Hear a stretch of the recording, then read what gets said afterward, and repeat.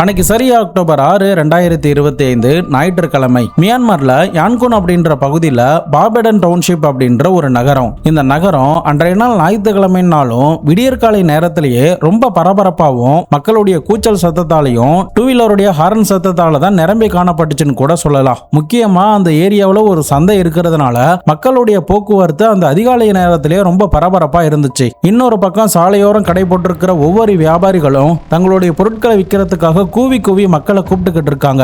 இன்னொரு பக்கம் அந்த டூ வீலருடைய ஹாரன் சத்தம் மட்டும் காதை கிழிக்கிற மாதிரி தான் அந்த நகரத்தோடைய இண்டு எடுக்கல் எல்லாம் ஒலிக்க ஆரம்பிச்சது. இப்படி இவ்வளவு சத்தத்திலையும் பரபரப்புலையும் இருக்கிற அந்த நகரத்துல தான் பியூட்டி லேண்ட் அப்படின்ற ஒரு ஹோட்டலும் அமைஞ்சிருக்கு. இந்த ஹோட்டல் வழியா தான் பொதுமக்கள் எல்லாரும் அந்த சந்தைக்கு போயிட்டு தங்களுடைய தேவையான பொருட்கள் எல்லாத்தையுமே வாங்கி கொண்டு ஒவ்வொருத்தரும் தங்களுடைய வீடுகளை நோக்கி புறப்பட ஆரம்பிச்சாங்க. அன்னைக்கு இந்த ஆரவாரத்தோடையும் ரொம்ப பரபரப்போடையும் தான் அந்த நாள் அவங்களுக்கு விடிய ஆரம்பிச்சது. இன்னொரு பக்கம் அந்த இருட்டு மெல்ல மெல்ல மறைய ஆரம்பிச்சு சூரியனுடைய வெளிச்சம் ஆக்கிரமிச்சுக்கிட்டு இருந்த நேரத்துல தான் ஒரு கொடூரமான ஒரு காட்சியை கொடுப்பதற்காக அந்த பியூட்டி லேண்ட் ஹோட்டல் எல்லாருடைய கண்களுக்காகவும் காத்துக்கிட்டு இருந்துச்சு. மெல்லமா இந்த இருட்டு போக்கி நல்லா பளிச்சுன்னு ஆக ஆரம்பிச்சதுக்கு பிறகு குறிப்பா சொல்லணும்னா ஒரு 7 மணிக்கு மேல மக்கள் எல்லாரும் தாங்க வாங்கின பொருட்களை எடுத்துக்கிட்டு அந்த ஹோட்டல் வழியா நடந்து போய்கிட்டு இருக்காங்க.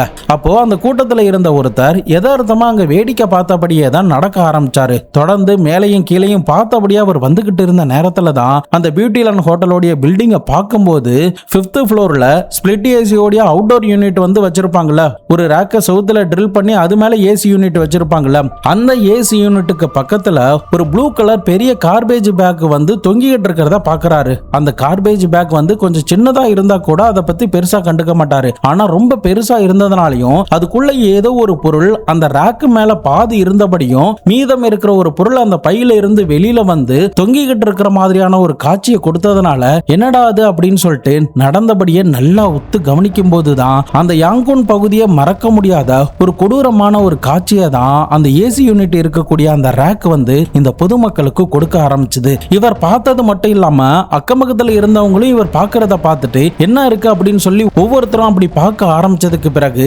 பீதி அடைய ஆரம்பிக்கிறாங்க. ஹோட்டல் ஸ்டாஃபும் வெளியில வந்து மேல பார்க்கும்போது அவங்களும் மிரண்டு போய் ஒவ்வொருத்தரும் பக்கத்துல இருக்கிற போலீஸ் ஸ்டேஷனுக்கு நிறைய போன் கால் பண்ணி இருந்திருக்காங்க. போலீஸ் ஆபீசரும் சம்பவ இடத்துக்கு வந்து அந்த ஏசி யூனிட் இருக்கிற இடத்தை பார்த்துட்டு அந்த ஃப்ளோருக்கு போயிட்டு ரூம் நம்பர் 502 மொத்தமா சீல் பண்ண ஆரம்பிச்சாங்க. அன்னைக்கு பொதுமக்களும் போலீஸ் ஆபீசரும் அந்த ஏசி யூனிட் கிட்ட என்னதான் பார்த்தாங்க, அப்படியே அந்த கார்பேஜ் பேக்குள்ள என்னதான் இருந்துச்சு. மியான்மர் நாடு மட்டும் இல்லாம சவுத் ஏசியா முழுக்க ரொம்ப பரபரப்பா பேசப்பட்ட ஒரு மோசமான ஒரு கொடூரமான சம்பவத்தை பத்தி தான் இன்னைக்கான வீடியோல நம்ம தெளிவா அலசி ஆராய போறோம். வீடியோவை எங்கேயுமே ஸ்கிப் பண்ணாம தொடர்ந்து பார்த்துக்கிட்டு வாங்க. நான் உங்கள் Babu Shankar. Welcome to Babu Shankar files.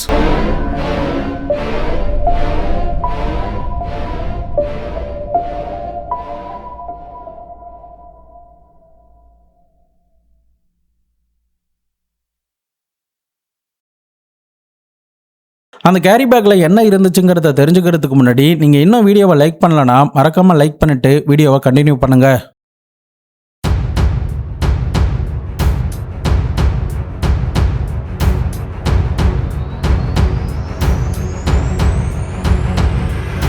Police அதிகாரிகளும் தகவல் கிடைச்சதுமே சரியா 10-20 மணி வாக்குல சம்பவ இடத்துக்கு வந்து அந்த ஏசி யூனிட்டை பார்த்துருக்காங்க. அந்த ஏசி யூனிட் எப்படி இருந்துக்குன்னா 5th ஃப்ளோர்ல இருக்கிற அந்த 502 ரூம்ல இருந்து ஜன்னல் வழியா பார்த்தா அந்த ரேக்கு வந்து கீழே தெரியும். அதாவது அந்த ரேக்கு மேல இன்னொரு ரூமோடைய ஏசி யூனிட்டும் அது மேல இருக்கு. அதுக்கு கொஞ்சம் நடுவுல கேப் விட்டு அதே ரேக்லயே அந்த 502 ரூமோடைய ஏசியோடைய அவுட்டோர் யூனிட்டும் இருக்கு. இந்த 2 ஏசி யூனிட்டுக்கு மத்தியில தான் ரேக்ல தொங்குனபடி அந்த ப்ளூ கலர் கார்பேஜ் பேக் வந்து நடந்திருக்கு. உடனடியா அந்த ஃப்ளோருக்கு போன போலீஸ் அதிகாரிகள் அந்த ஃப்ளோர்ல இருந்த எல்லாருமே அப்புறப்படுத்திட்டு அவங்க கிட்ட விசாரணை பண்ணணும் அப்படின்னு சொல்லிட்டு வெயிட் பண்ண வைக்கிறாங்க. இன்னொரு பக்கம் கம்ப்ளீட்டா அந்த ஃப்ளோரையே சீல் பண்ணிட்டு 502 ரூமை திறந்து பார்க்கும்போது தான் அவங்களுடைய என்டையர் சர்வீஸ்ல பாத்திரவே கூடாத ஒரு கொடூரமான காட்சியை அந்த இடத்துல பார்க்க ஆரம்பிச்சாங்க.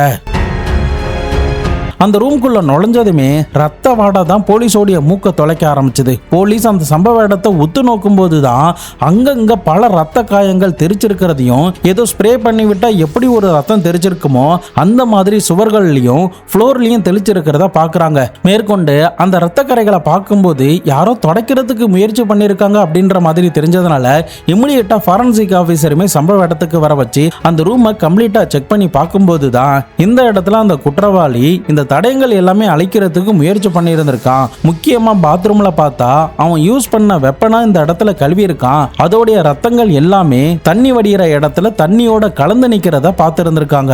சோ இதை எல்லாத்தையுமே பார்த்ததுக்கு பிறகு அந்த ரூம்ல இருந்து பிளட் சாம்பிள் எல்லாத்தையுமே கலெக்ட் பண்றாங்க. இதை தவிர ஃபுட் பிரிண்ட், ஃபிங்கர் பிரிண்ட் அப்படின்னு சொல்லிட்டு சயின்டிபிக் எவிடன்ஸ் எல்லாத்தையுமே ஒன்னா கலெக்ட் பண்ண ஆரம்பிச்சாங்க. பட் இன்னொரு பக்கம் போலீஸ் அதிகாரிகள் அந்த ரூமை பார்த்ததுல யாரோ ரூம்ல இருந்து பால்கனி வரைக்கும் ஒருத்தருடைய சடலத்தை ரத்த கரையோட இழுத்துட்டு வந்திருக்காங்க அப்படின்னும், அதுக்கப்புறம் தான் சம்திங் ஏதோ ஒண்ணு பண்ணிருக்காங்க அப்படின்ற ஒரு விஷயம் அங்க இருந்த கரைகள் மூலியமா போலீஸுக்கு விளங்க ஆரம்பிச்சது. அதுக்கப்புறம் போலீஸ் அதிகாரிகள் அந்த 502 ரூம்ல இருந்து ஜன்னல் வழியா அந்த ஏசி யூனிட்டுக்கு நடுவுல அந்த கார்பேஜ் பேக் இருக்குல்ல, அந்த பேக் எடுக்கிறதுக்காக ஒரு ஆள் மெல்லமா இறங்கி இருந்திருக்காரு. அப்போ அதுக்குள்ள என்ன இருக்கு அப்படின்னு சொல்லி பார்க்கும்போதுதான் ஒரு பெண்ணுடைய சடலம் கொடூரமான ரத்த காயத்தோட உடம்புல சில பாகங்கள்லாம் எடுக்கப்பட்டு, முக்கியமா தொடைப்பகுதியில சில சதைகள்லாம் எடுக்கப்பட்ட நிலையில ஒரு கொடூரமான சாவை சந்திச்சுட்டு இறந்து போயிருக்காங்க அப்படிங்கிறது அந்த பெண்ணுடைய சடலத்தை பார்க்கும் போதே போலீஸுக்கு தெரிய வர ஆரம்பிச்சது. எஸ், அன்னைக்கு பொதுமக்களும் போலீஸ் அதிகாரிகளும் என்ன பார்த்தாங்கன்னா, கீழே நின்னபடியே அந்த கார்பேஜ் பேக்ல இருந்து அந்த பெண்ணுடைய கை மட்டும் வெளியில தெரிஞ்சிருக்கு. அதாவது கில்லர் வந்து அந்த பொண்ணை கொலை பண்ணிட்டு ஒரு பெரிய கார்பேஜ் பேக்ல போட்டு இந்த 2 ஏசி யூனிட்டுக்கு நடுவுல மறைச்சு வச்சுட்டு போயிருக்கணும் அப்படின்னும் போலீஸ் அனுமானமா ஒரு பக்கம் கருத ஆரம்பிச்சாங்க.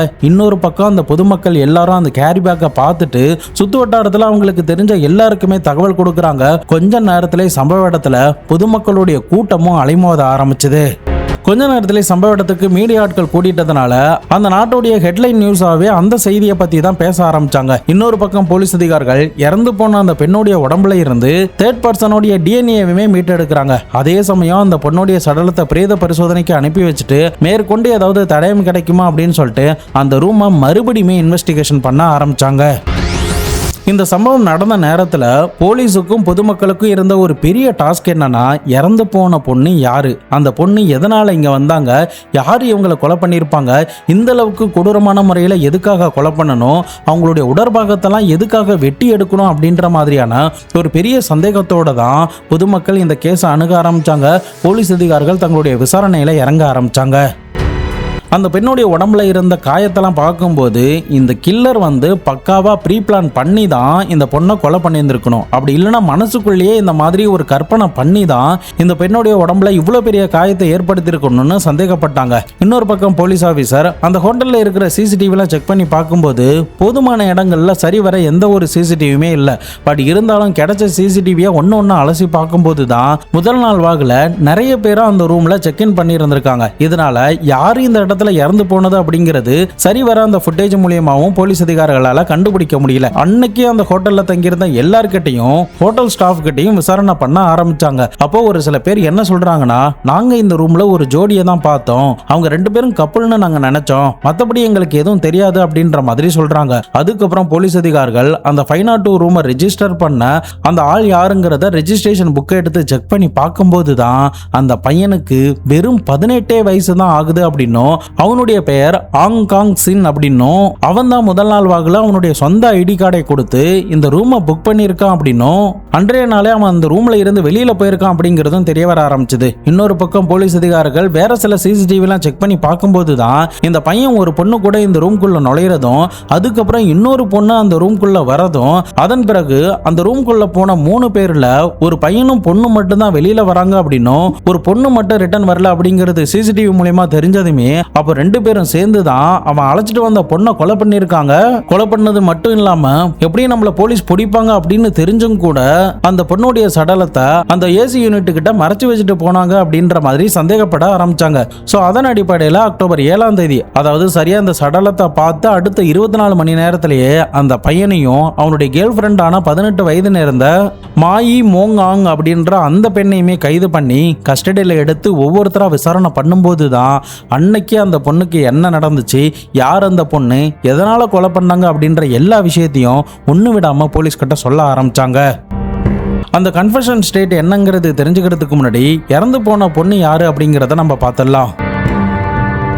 அன்னைக்கு அந்த ரூம்ல இறந்து கிடந்த பொண்ணுக்கு வெறும் 23 வயசு தான் ஆகுது. அந்த ஊர்ல இருந்து பல தூரம் தள்ளி இருக்கிற ஒரு கிராமத்துல இருந்து தான் பிழைப்புக்காக தான் இந்த பொண்ணு இந்த டவுனுக்கே வந்திருக்காங்க. சின்ன வயதுல எல்லாருக்கிட்டையும் நல்லா பழகக்கூடிய ஒரு பொண்ணாவும் தன்னுடைய அப்பா அம்மாவோ ஒரு நல்ல இடத்துக்கு கொண்டு போகணும் அப்படின்ற ஒரு பெரிய பேராசையோட தான், பெரிய கனவுகளை சுமந்தபடி தான் இந்த டவுனுக்குள்ளேயே வந்திருக்காங்க. ஆனா அந்த கனவுகள் எல்லாமே நினைவாகிறதுக்குள்ளேயே அவங்களுக்கு இவ்வளோ பெரிய ஒரு கொடூரமான சாவை அந்த 18 வயசு பையன் நிகழ்த்தி இருந்திருக்கான்.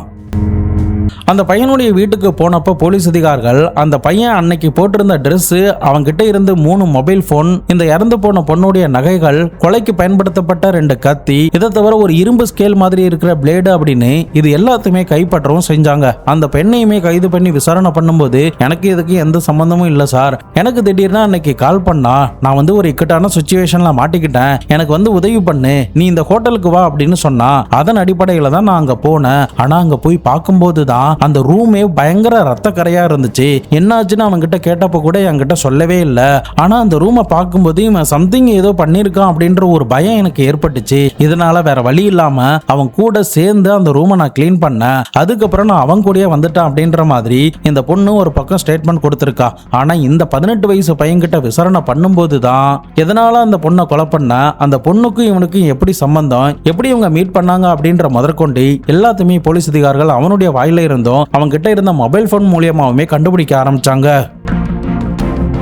இந்த 18 வயசு பையன் அவனுடைய ஃப்ரெண்ட்ஸ் மத்தியில பார்த்தா ரொம்ப அமைதியான ஒரு ஆளா தான் இருப்பான். ஆனா அவனுடைய அமைதிக்கு பின்னாடி இருக்கிற அந்த கொடூரமான புத்தியும் கொடூரமான எண்ணத்தை பத்தியும் இந்த சம்பவத்துக்கு முன்னாடி அவனுடைய நண்பர்கள் அறிந்திருக்கிறதுக்கு வாய்ப்பே கிடையாது. ஏன்னா இந்த 18 வயசு பையனுக்கு வயலன்ஸ் கேம் ஆடுறதுலயும், முக்கியமா வெளிநாட்டு கிரைம் சீரியஸ் பாக்குறதுலயும், அதுலயும் ரொம்ப வயலண்டா இருக்கக்கூடிய மனித உடம்புகளை வெட்டக்கூடிய காட்சிகளை பார்த்து பார்த்து இன்ஸ்பயர் ஆகி ஆளே ஒரு மாதிரி வினோதமா ஆயிருந்திருக்கான். இந்த நேரத்துல தான் ஒரு நாள் இதை எல்லாத்தையுமே எக்ஸிக்யூட் பண்ணி பார்க்கணும், அதுக்கு நமக்கு சரியான ஒரு ஆள் வேணும் அப்படின்ற மாதிரி யோசிக்க ஆரம்பிச்சான். அதே சமயம் இவனுக்கு பாலியல் ரீதியான ஆசையிலுமே அதீத ஈடுபாடு இருந்ததுனால யாராவது ஒரு பொண்ணு கிடைப்பாங்களா அப்படின்ற மாதிரி யோசிச்சுக்கிட்டே இருந்தான். இந்த நேரத்துல தான் அந்த ஊர்ல டெலிகிராம் பயங்கர ஃபேமஸா இருக்கிறதுனால லீடர் அப்படின்ற ஒரு குரூப் மூலியமா ஒரு பொண்ணுடைய பழக்கம் இவனுக்கு கிடைக்க ஆரம்பிச்சது. அதுல இவனுக்கு சேவை செய்யற மாதிரியும் ஒரு கம்பேனியன்ஷிப்புக்காகவும் ஒரு பொண்ணு வேணும், அதாவது இவனுடைய உடல் தேவைக்காக ஒரு பொண்ணு வேணும் அப்படின்ற மாதிரி ஒரு ரெக்வஸ்டா அந்த குரூப்ல சொல்லி இருந்திருக்கான். அந்த குரூப் மூலியமா தான் அந்த 23 வயது நிறந்த மாசு அப்படின்ற ஒரு பொண்ணுடைய கான்டாக்ட் இவனுக்கு கிடைக்க ஆரம்பிச்சது. மேற்கொண்டு இவனுடைய பர்சனல் டீடைல்ஸ் எதுவுமே தெரியாத மாதிரி தான் அந்த பொண்ணு கிட்ட பேச ஆரம்பிச்சான். அதன் அடிப்படையில் இவனுக்கு அந்த சேவை செஞ்சா பணம் தருவதாகவும், அக்டோபர் 5ஆம் தேதி இந்த பியூட்டிலேண்ட் ஹோட்டலுக்கு 502 ரூமுக்கு வரணும் அப்படின்ற மாதிரி ரெக்வஸ்ட் பண்ணி இருந்திருக்கான். அதன் அடிப்படையில் தான் இவன் அந்த ரூமை புக் பண்ணி இருந்திருக்கான். அதுக்கப்புறம் அந்த பொண்ணு வந்திருக்காங்க, 2 பேரும் ஜாலியா இருந்திருக்காங்க. அந்த நேரத்துல அந்த பொண்ணு கொஞ்சம் கூட எதிர்பார்க்காத நேரத்துல மறைச்சு வச்சிருக்கிற கத்தியை எடுத்து அந்த பொண்ணை கொடூரமான முறையில விரட்டி துடிக்க துடிக்க கொலை பண்ணி இருந்திருக்கான். இந்த பையனுக்கு வெறும் 18 வயசு தான், அந்த பொண்ணுக்கு 23 வயசு. தன்னை விட 5 வயசு பெரிய பொண்ணை அந்த ரூமுக்கு அழைச்சிட்டு வந்து அவனுக்கு தேவையான விஷயங்கள்லாம் பண்ணி அந்த பொண்ணை கொடூரமான முறையில கொலை பண்ணிட்டு அவளுடைய சில உள் உறுப்புகளை அறுத்து எடுக்க ஆரம்பிச்சான். அதே சமயம் அந்த பொண்ணுடைய தொடைகள்ல இருக்கிற சில சதைகளையுமே அறுத்து எடுக்க ஆரம்பிச்சான். அதன் பிறகு அவன் என்ன பண்றதுன்னு தெரியாம அவன் ஏற்கனவே கொண்டு வந்த ஒரு பெரிய கார்பேஜ் பேக்ல அந்த பொண்ணுடைய சடலத்தை போட்டு ஜன்னல் வழியா அந்த 2 ஏசி யூனிட்டுக்கு நடுவுல போட்டுட்டு தன்னுடைய கேர்ள் ஃப்ரெண்டுக்கு கால் பண்ணி இருந்திருக்கான். அந்த பொண்ணுமே சம்பவ இடத்துக்கு வந்து இவனை பார்த்துட்டு பயந்து போயிருந்திருக்காங்க. அதுக்கப்புறம் அந்த ரூமை 2 பேரும் கிளீன் பண்ணியிருக்காங்க. மேற்கொண்டு அவன் கொலைக்கு பயன்படுத்தின கத்தி எல்லாத்தையுமே கழுவிட்டு அவன் அறுத்தெடுத்த உடற்பாகங்கள் எல்லாத்தையுமே அந்த கேரி பேக்குள்ளேயே போட்டுட்டு அங்கிருந்து இவன் எஸ்கேப் ஆகி போயிருந்திருக்கான். மேற்கொண்டு இந்த விஷயத்துல அவன் போலீஸ் கிட்ட மாட்டுவான் அப்படிங்கிறது நல்லாவே தெரிஞ்சுதா, அப்படி இல்லைன்னா அதை பத்தி பெருசா கண்டுக்காம விட்டுட்டானா அப்படிங்கிறது சரியா தெரியல. அதே சமயம் அவனுடைய மனநிலை அந்த நேரத்துல என்னவா இருந்திருக்குன்னா, தான் நினைச்ச மாதிரி தான் ஒரு பொண்ணை எப்படி அறுக்கணும்னு ஆசைப்பட்டமோ அந்த மாதிரி அனுபவிச்சு அறுத்து பார்த்துட்டோம், நம்ம நினைச்சது சக்சஸ் ஆயிடுச்சு அப்படின்ற ஒரு எண்ணம் மட்டும்தான் அவனுடைய மனசுல ரொம்ப ஆழமா ஊறி போய் இருந்தது. என் போலீஸ் கிட்ட இந்த கன்ஃபெஷனை கொடுக்கும் போது கூட எந்தவித கில்ட்டுமே இல்லாம தான் கொடுத்திருக்கான். ஒரு வயலண்ட் வீடியோ கேம்ல எப்படி ஒரு டாஸ்க்கை முடிச்சு அதை பத்தி தன்னுடைய ஃப்ரெண்ட்ஸ் கிட்ட எக்ஸ்பிளைன் பண்ணுவானோ அந்த மாதிரி தான் போலீஸ் கிட்ட அன்னைக்கு நடந்த அந்த கொலையை பத்தி டீட்டெயிலா விவரிச்சிருந்திருக்கான். தற்போதைக்கு இவனுடைய கேர்ள் ஃப்ரெண்டையும் இவனையும் கைது பண்ணி சிறையில் அடைச்சிருக்காங்க. இந்த வழக்கு நடந்துகிட்டு இருக்கிறதுனால என்ன தண்டனை கிடைக்க போகுது அப்படிங்கிறத பொறுத்திருந்து பார்க்கலாம். மேற்கொண்டு மியான்மருடைய வரலாற்றிலேயே இது ஒரு பெரிய கொடூரமான ஒரு சம்பவமாகவும் ஹை ப்ரொஃபைல் கேஸாகவும் பார்க்கப்பட்டுச்சு. அதே சமயம் இறந்து போன அந்த பொண்ணு பயங்கர கஷ்டத்துல இருந்ததுனால தான் வேற வழி இல்லாம இந்த டெலிகிராம் மூலியமா பணத்துக்காக அடுத்து நடக்க போற எந்தவித விபரீதத்தை பத்தியும் தெரிஞ்சுக்காம அந்த பொண்ணு அந்த ஸ்ட்ரேஞ்சரை மீட் பண்ண போய் அவங்களுடைய உயிரை தேவையில்லாம விட்டுட்டாங்க. ஸோ இந்த கேஸ் நமக்கு என்ன சொல்லுதுன்னா, என்னைக்குமே ஆன்லைன்ல ஒரு ஸ்ட்ரேஞ்சர் கிட்ட பேசும்போது அது அதோட முடிஞ்சிருச்சுன்னா ஓகே, பட் அந்த ஆப்போசிட்ல பேசுற ஆள் நல்லவரா கெட்டவரா அப்படிங்கிறது நமக்கு சரியா தெரியாது. அவங்கள முழுவதுமா நம்பி இந்த மாதிரி நேரில் போய் மீட் பண்றது என்னைய கேட்டா ஒரு பெரிய ஆபத்துன்னு தான் நான் சொல்லுவேன். உங்களுக்கு உண்மையிலே ஒரு கஷ்டம் இருக்குன்னா அதுக்காக கடுமையா உழைக்கணுமே தவிர இந்த மாதிரி தவறான பாதையை சூஸ் பண்ணி தேவையில்லாம நம்மளா போய் மாட்டிக்கிறது ஒரு பெரிய ஆபத்து தான். இந்த சம்பவத்தில் ஈடுபட்ட அந்த பையனுக்கு வெறும் 18 வயசு தான். எனி டைம் மொபைல் தான் யூஸ் பண்ணிக்கிட்டே இருப்பான், கேம் விளையாண்டுக்கிட்டே இருப்பான், அப்படி இல்லைன்னா இந்த மாதிரி கிரைம் சீரிஸ் பார்த்துக்கிட்டே இருப்பான். ஒவ்வொரு பேரண்ட்ஸும் தங்களுடைய பிள்ளைகள் என்ன பண்றாங்க ஏது பண்றாங்க மொபைல்ல என்ன பாக்குறாங்க அப்படிங்கிறத வாட்ச் பண்ணிக்கிட்டே இருக்கிறது ரொம்பவே நல்லது. அப்படி இல்லைன்னா ஊமக்கூட்ட மாதிரி இருந்த இந்த பையன் என்ன மாதிரியான ஒரு காரியத்தை பண்ணியிருக்கான் பாருங்க. அந்த மாதிரி நாளை பின்ன இந்த மாதிரியான பசங்க ஆகிறதுக்கு கூட சான்ஸ் இருக்கு. அதனால நம்ம பசங்க என்னென்ன பார்த்துக்கிட்டு இருக்காங்க, என்ன மாதிரியான டாக் அவங்க கிட்ட இருக்கு அப்படிங்கறத தெரிஞ்சுக்கிறதுக்கு நீங்க அவங்க கிட்ட ஒரு ஃப்ரெண்ட்லியான பாண்டிங்கை உருவாக்கி ஒரு நல்ல ஃப்ரெண்ட்ஷிப்பை அவங்க கிட்ட வச்சுக்கிட்டீங்கன்னா எதையுமே மறைக்காம அவங்களும் ஷேர் பண்ணுவாங்க. நீங்களும் முடிஞ்ச அளவுக்கு அந்த ரிலேஷன்ஷிப்புக்கு உண்மையா இருந்தீங்கன்னா இந்த மாதிரியான பசங்க நாளை பின்ன உருவாகாம இருக்கிறதுக்கு ஒரு பெரிய பாதையை நாமளே போட்டு கொடுத்த மாதிரி இருக்கும். ஸோ முடிஞ்ச அளவுக்கு நம்முடைய பேரண்ட்ஸ் ஒவ்வொருத்தரும் நம்முடைய பிள்ளைங்க வளர்ந்துட்டாங்க அப்படின்னு நினைச்சு விடாம அவனுக்கு ஒரு மெச்சூரிட்டி வர வரைக்கும் அவனை கண்காணிக்கிறது ரொம்பவே நல்லதுதான். அந்த 18 வயசு நேர்ந்த பையனுடைய வக்கரமான எண்ணமும் யோசனையும் மனக்கற்பனையும் அந்த பொண்ணை எந்த மாதிரி கொலை பண்ண வச்சிருக்குன்னு யோசிச்சு பாருங்க. அந்த பொண்ணை கத்தியால கண்ணா பின்னான்னு குத்தி துடிக்க துடிக்க விரட்டி குத்தி அவங்களுடைய உடல் உறுப்புகள்லாம் அறுத்து எடுத்திருக்கான்னா எப்படிப்பட்ட சைக்கோன்னு பார்த்துக்கோங்க. என்னைய கேட்டா சீக்கிரமாவே இந்த வழக்கை முடிச்சு வச்சுட்டு இவனுக்கு கடுமையான தண்டனை கொடுக்கணும் தான் சொல்லுவேன். தன்னுடைய குடும்ப தேவைக்காகவும் சரியானபடி வேலை கிடைக்காததுனாலையும் அந்த கஷ்டத்துல இருந்த பொண்ணு இப்படி போயாவது அந்த பணத்தை சம்பாதிக்கலாம் அப்படின்னு நம்பி வந்த அந்த பொண்ணுக்கு எப்படிப்பட்ட ஒரு துரோகத்தை பண்ணியிருக்கான்னு யோசிச்சு பாருங்க. இந்த பொண்ணு என்ன பண்ணியிருந்துருக்கலாம்னா, இவங்களுக்கு வேலை கிடைக்கலன்னா இன்னும் கொஞ்சம் நாட்கள் ட்ரை பண்ணி பார்த்துருக்கலாம். கிடைக்கிற வேலையை கஷ்டப்பட்டு செஞ்சுக்கிட்டே இருந்தீங்கன்னா உண்மையாக செஞ்சுக்கிட்டே இருந்திருந்தாங்கன்னா கண்டிப்பாக அவங்க ஒரு நல்ல இடத்துக்கு போயிருந்திருப்பாங்க. பட் இவங்க தவறான பாதையை சூஸ் பண்ணதும் இவங்களுடைய சாவுக்கு ஒரு காரணமாகவும் அமைஞ்சிருச்சு. ஸோ உங்களுடைய லைஃப்லேயும் இந்த மாதிரியான எந்த விதத்துலையும் எந்த நேரத்துலையும் தவறான முடிவுகளை எடுத்துடாதீங்க. எதா இருந்தாலும் நல்லா யோசிச்சு முடிவெடுங்க. நிச்சயம் இந்த சம்பவம் ஏதோ ஒரு வகையில் உங்களுக்கு ஒரு விழிப்புணர்வை கொடுத்துருக்குங்கிறத நான் நம்புறேன். நீங்கள் இதை பற்றி என்ன நினைக்கிறீங்க? இந்த 18 வயசு பையனுக்கு நீங்கள் என்ன தண்டனை கொடுப்பீங்க அப்படிங்கிறத மறக்காம கமெண்ட் பாக்ஸ்ல சொல்லுங்க. இதை பத்தி உங்களுடைய நண்பர்களும் தெரிஞ்சுக்கணும்னு நினைச்சீங்கன்னா அவங்களுக்கும் ஷேர் பண்ணி விடுங்க. நாளை மறுநாள் வேற ஒரு கிரைம் கேஸோட வேற ஒரு வீடியோல உங்களை வந்து சந்திக்கிறேன். அது வரைக்கும் உங்களிடமிருந்து விடைபெறுவது உங்கள் பாபு சங்கர்.